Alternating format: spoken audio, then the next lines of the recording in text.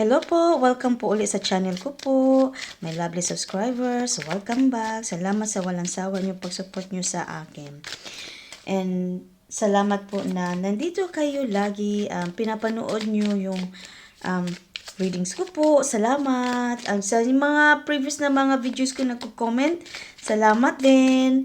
And new viewers po, welcome dito sa channel ko po, and I hope po na bago nyo matapos panoorin itong channel ko po, no? Yung itong video to, what I mean is itong video po, itong reading na po, sana mag-consider po kayo mag-subscribe po. Sana mag-consider po kayo mag-subscribe, help me build my channel back again po. And let's begin your reading. Paalala lang po ha, hindi lahat talaga makaka-resonate po sa readings po, okay? So, yung mga mensahe lang naka-resonate, take it. The rest, leave it behind po, ha? Okay.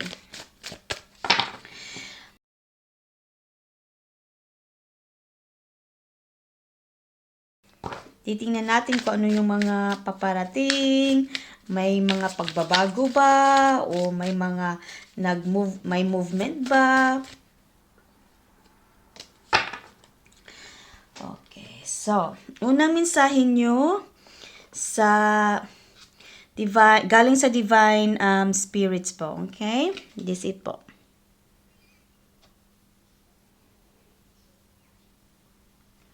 Okay. If it is meant to be, it will be. You won't have to force, convince, or worry over it. Let it flow. Let it be, and let it come to you. You are attracting everything you need. Trust the timing of your life. Oh, by the way po, pasensya na po ha. Yung medyo bulol yung ano ko po, magsalita ako ngayon kasi ang sakit talaga ng ano ko, tongue ko po. Sobrang sakit. I think I bit it.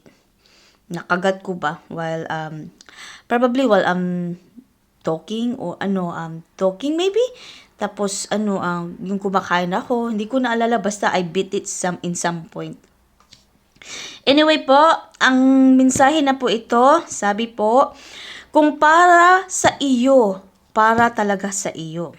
Hindi mo na kailangan pilitin, kumbinsihin o alalahanin ito. Okay po? Hayaan mo ang itong dumaloy, hayaan mo lang at hayaan itong lumapit sa iyo. Inaakit mo ang lahat ng iyong kailangan. Magtiwala ka sa takdang panahon ng iyong buhay. So, yan yung mensahe nyo po galing sa Divine Spirits po. Okay? Next, meron tayong Water Dawn. Okay. Itong card na ito po, ibig sabihin po,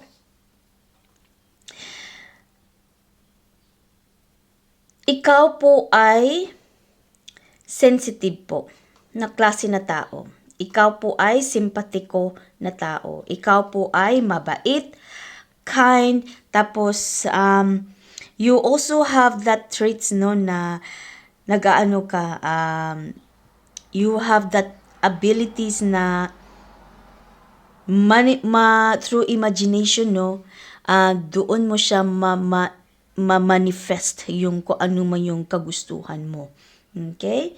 Ito po yung card nyo yan. Ito po yung energy po nyo. At meron tayong affirmation nyo po, ikaw ay napaka-strong na tao po. Okay? Yan yung ano nyo po. Affirmation nyo. Oops, nalaglag tuloy yung ano ko. Sandali po, nalaglag yung card ko. Ano ba yan? Anyway, let's continue.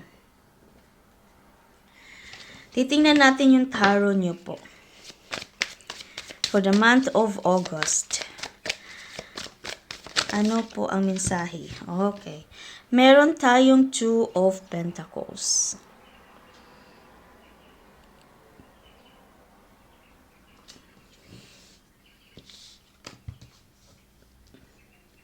Meron tayong Page of Swords.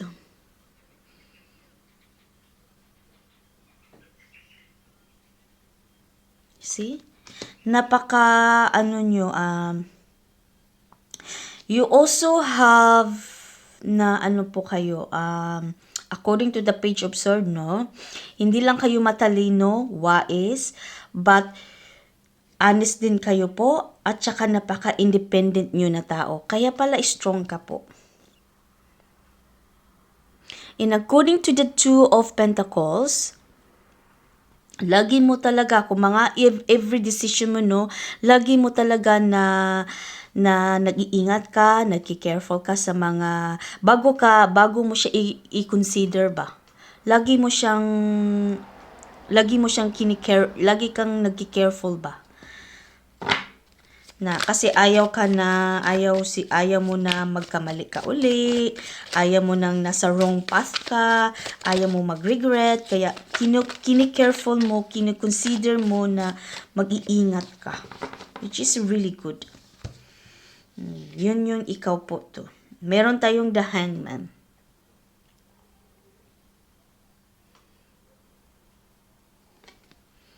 Okay.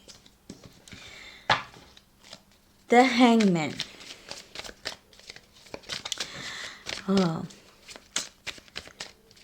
Parang feel ko no na ano ka, parang you're gaining knowledge, you're gaining something information, no? You're gaining information na makakapag change, change ng perspective mo. Okay? Yan yung makapagbabago ba? Makatulong pagbabago sa perspective mo. Kung ano man yung pinupursu mo, kung ano man yung goal mo, kung ano man yung dinidream mo na makamit mo. Okay? Yun yung sinasabi din, the Hangman there. Okay. Meron tayong the Emperor.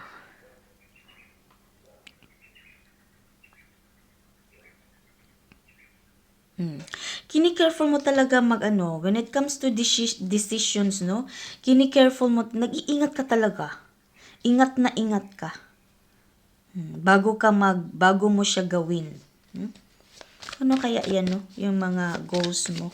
Ikaw lang nakakaalam kung ano yan po, ha? Okay, ano pa?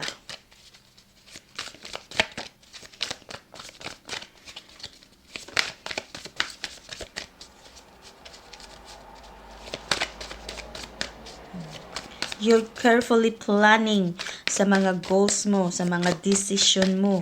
Ingat na ingat ka. Super ingat na ingat ka. Ano pa po? Okay. Meron tayong Four of Pentacles.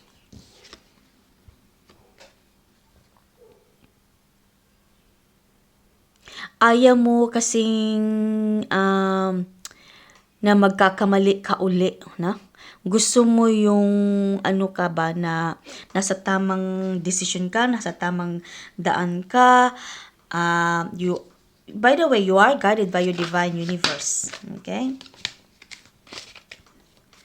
And gusto mo talaga na ayaw mo kasing magiging paranoid ka sa mga every steps na nagmo-move forward kung ano man yang, or every steps na sa mga decision mo, pinaplano mo, ayaw mo. Gusto mo yung sigurado ba? Pero sabi naman po ni Divine Universe, no, go with the flow. Okay? You don't have to worry kasi you are guided. So whatever is your feeling, follow it.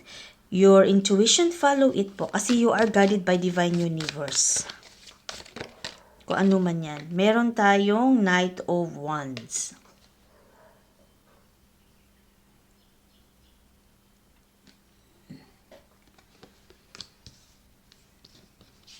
Mag-success ka naman when it comes to your creativity naman po. Okay? And mag-uumpisa na to mag-materialize po kung ano man yang inaantay mo, kung ano man yung pinaplano mo, or ano ba yung goal na pinipursu mo. Okay? It's starting to materialize na po. So, there is movement na po. May movement na po siya. Meron tayong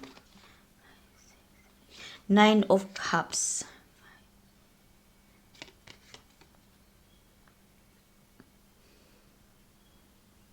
Okay, Nine of Cups. Magiging, ano mo talaga yan, it's a dream come true. No? It's a dream come true, makukuha mo talaga yan. Mag-success ka nito kung ano man yan na pinupurso mo, kung ano man yung mga dreams and goals mo.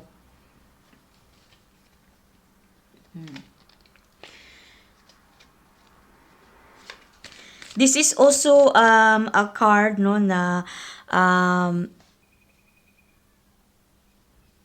na maganda yung ano mo, ang kalusugan mo, gaganda ang financial mo. If this is a financial, don't worry, you will get your financial po ano na yan po, mag-stabilize na po, magsisettle yan po. Okay? Magiging secure yung ano mo, makukuha mo siya, magiging successful ka dyan kung pera ang inaantay nyo po. Okay? Kung pera po. Okay.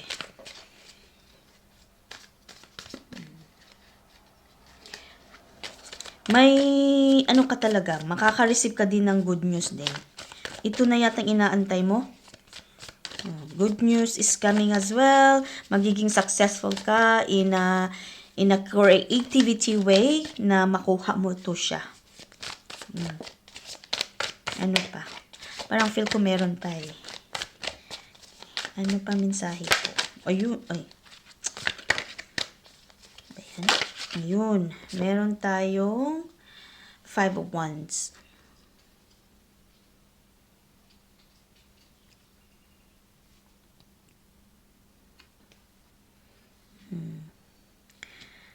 Okay. Wag mo ano po ha, wag mong i-compromise yung sitwasyon nyo po, okay? At saka yung feelings nyo po at the same time yung pag-iisip nyo, okay? Wag nyo i-compromise kasi baka instead na papasok yung positive no, lalabas yan. So wag nyo i-compromise po. Follow what you are feeling po na in a way po na tama naman siya po. Okay? Yung ifa-follow nyo po, okay? And don't hold back, but take it easy lang po. Dahan-dahan lang po kasi ginaguidean po kayo ng Divine Universe po. Okay? Go with the flow. Sabi pa dito from the beginning po, sinabihan na po kayo. Okay? Be sympathetic and kind to yourself. Okay? Always. Always na always po. Kasi, dyan ang nahuhulog ang loob ng Panginoon sa iyo. Kaya tinutulungan po kayo nito. Kaya ginaguidean po kayo na makuha nyo ito. Okay? Meron tayong 8 of Wands. Diba sabi ko sa iyo na magpa-progress na siya? Nagpa-progress na talaga siya. There is movement. Magiging, ma-achieve mo yan, makukuha mo dyan. Just need to be a little bit of patient po. Okay? Malapit na po ibibigay ni Divine Universe po kung ano man yung hinahangad mo sa kanya. Okay? Magiging successful ka. Ma-achieve mo yan, makuha mo yan. When it comes to your health, okay naman po. When it comes to financial po, magiging magsisettle down yung financial nyo po. You will be stabilized po, yung stabilizing your mag-stability ba, mag-settle yung kapirahan nyo po ba, mag-i-improve. Okay? Hindi ka masyadong mamumblema sa financial nyo po. Okay? Kung ito ay financial po ang inaantay nyo po. Okay. Yun lang po ay example lang po, ha? Okay. Ano pa po? Parang worry ko meron pa. Ang ganda ng energy nyo for the month of August. Napaka-subtle ba? Yung parang hindi siya a fast pace, no? Hindi siya kabilisan, but yung tama lang siya. Hindi din siya slow. Yung tama lang talaga ang takbo ng energy nyo, which is really good. Maganda. Okay. Okay. Meron tayong, wow! Meron tayong Ace of Pentacles. Ang ganda ng Ace of Pentacles. Diba? Sabi ko, magmamaterialize yan. Nagpa-progress na, ibibigay na yan. Ito yung mga opportunity mo na makukuha mo na siya. Ito na yung opportunity na inaantay mo na parating na po. Marireceive mo na yan po. May news na kasi siya May news na po. May news na marireceive ka po. Okay? Tungkol sa anuman itong inaano mo, hinahangad mo sa Panginoon, hinahangad mo sa Divine Spirits. Ikaw lang nakakaalam. Meron tayong damon. Huwag kayong masyado mag-ano po, okay? Have faith lang po. Manalig lang po kayo, okay? Kasi minsan po nagda-doubt po kayo Have faith lang po kayo. Okay? Huwag kayong yung emotions nyo, i-ano nyo lang, ibabalance nyo lang po, okay? Kasi like I said, meron na ito, may progress na, may movement na po. Ibibigay na po ni Divine Universe. Have faith lang talaga lang po. Kasi minsan kasi, yung faith mo, yung parang minsan, mawawala yung faith mo, minsan babalik yung faith mo, minsan hindi mo maintindihan ba. So, yung parang ang emotion mo up and down, kasi naano ka na ba na tagal naman ibigay ni Lord. But in a perfect timing kasi ibibigay ni Lord yan sa iyo. Kaya mag-ano ka lang, antay ka lang ng konti kasi may positibong news na po ang darating tungkol sa hinahangad mo. Okay? Meron na po talaga. See, tingnan mo to siya. Tingnan mo yung background niya. Light. You're coming out from darkness and you're coming in from the light situation. Okay? May magki-clear up na yan. Matatapos din ang pagdurusa mo. Matatapos din ang pag-aantay mo. Sabi ni Tarot dito po. Okay? That's all I have for you today. I hope you enjoyed this reading. And I hope that whoever this resonated, good luck po sa inyo. And don't forget to like, comment, hype my video as well, everybody. And please subscribe as well, especially sa mga new viewers. And I will see you sa susunod ko po na video. Bye for now!